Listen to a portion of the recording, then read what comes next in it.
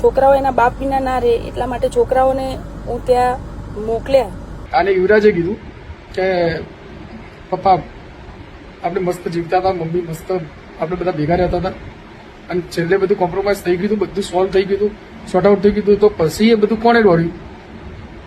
એ લોકોએ કીધું કોને દોડ્યું? બીજા કયો એને બધું બગાડ્યું ફેમિલી. ગુજરાતી કલાકાર તેજલ ઠાકોરે કેમ પોતાના પતિને છૂટાછેડા આપી દીધા અને એમના નાના નાના બાળકો એવું કહે છે કે અમારો પરિવાર વિખેરનાર બીજું કોઈ નહીં પણ આ એક પોપટ ભૂવો છે. અને જ્યારે તેજલ ઠાકોરના પતિ એટલે કે રાજ ઝાલા એવું કહે છે કે અમારો પરિવાર પહેલા શાંતિથી એક સાદું જીવન જીવતો હતો અને એની વચ્ચે એક ત્રીજો માણસ આવી ગયો અને અમારી જિંદગી આજે આખી રમાણ ભમાણ થઈ ગઈ. જ્યારે બે નાના બાળકો એવું કહે છે, જ્યારે રાજ ઝાલા જોડે આ બાળકો આવ્યા હોય ત્યારે એવું કહે છે કે તેજલબેન ઠાકોર મમ્મી ખોટા છે, મમ્મી ભુવાજીના વાદે ચડીને અમારા પપ્પા જોડે નથી રહેતા અને અમને ક્યાંક ને ક્યાંક અમારે ઘડીક મમ્મી જોડે રહેવું પડે છે, ઘડીક પપ્પા જોડે રહેવું પડે છે અને ઘડીકમાં હોસ્ટેલમાં જવું પડે છે. અને એ જ બાળકો જ્યારે તેજલબેન ઠાકોર જોડે જાય છે ત્યારે એ જ બાળકો એવો જવાબ આપે છે કે પપ્પા ખોટા છે, પપ્પા દારૂ પીને મમ્મીને હેરાન કરતા હતા, મમ્મીને મારતા હતા, એટલા માટે જ મમ્મીએ પપ્પાને છૂટાછેડા આપી નાખ્યા છે. આવી કંઈક વાતો અત્યારે હાલ સોશિયલ મીડિયામાં ખૂબ જ ચર્ચામાં ચાલી રહી છે.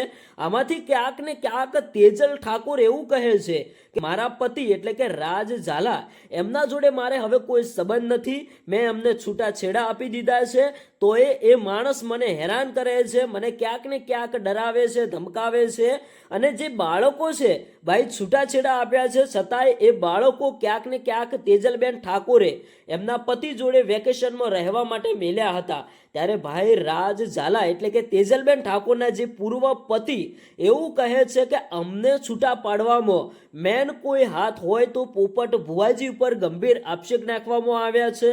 અને નાના નાના બાળકોએ પણ એવો જવાબ આપ્યો હતો જ્યારે પોતાના પતિ એટલે કે રાજ ઝાલા જોડે આ બાળકો હતા ત્યારે ભાઈ નાના નાના બાળકોએ એવું કહ્યું હતું કે આ પોપટ ભુવો આપણા ઘરે આવતો હતો અને આપણા ઘરે કોઈ પ્રસંગ હોય તો પણ આવતો હતો અને અત્યારે હાલ ક્યાંક ને ક્યાંક મમ્મી એમની વાદે આપણા સાથે રહેતી નથી, આપણો પરિવાર વિખેરાઈ ગયો છે.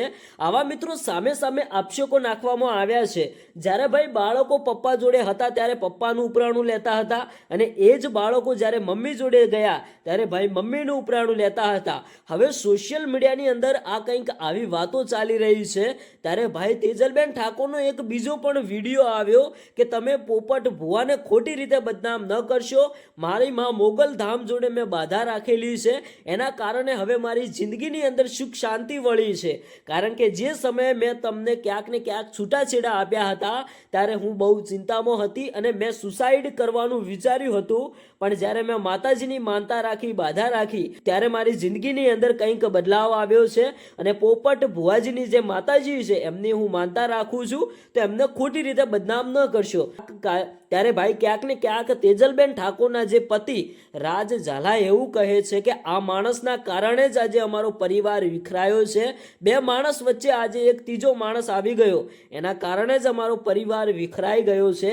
આવી વાતો મિત્રો સોશિયલ મીડિયાની અંદર ચાલે છે પણ હજુ કોઈ સત્તાવાર પુષ્ટિ થઈ નથી કે આ બાબતે કોણ સાચું છે, કોણ ખોટું છે, આખરે પૂરી ઘટના શું છે. આજે ભાઈ 2 વર્ષ જેટલો સમય થઈ ગયો, તેજલ ઠાકોરે પોતાના પતિને છૂટાછેડા આપ્યા છતાંય ક્યાંક ને ક્યાંક બાળકો ઘડીક પોતાના પિતા જોડે રહે છે, પોતાની માતા જોડે રહે છે અને ક્યાંક ને ક્યાંક થોડો ટાઈમ હોસ્ટેલમાં રહે છે. ત્યારે ભાઈ બાળકોએ એવો જવાબ આપ્યો હતો કે અમારે ઘડીક ને ઘડીક આમ ફરવું પડે છે, તેમ ફરવું પડે છે, અમને જલ્દીથી ન્યાય મળવો જોઈએ. હવે મિત્રો બંનેના એકાઉન્ટમાં આવા વિડીયોઝ વાયરલ થઈ રહ્યા છે. આ બધી મેટર મિત્રો આવનારા સમયની અંદર ક્યાંક ને ક્યાંક જે સાચું હશે એ તો ભાઈ સામે આવી જ જવાનું છે.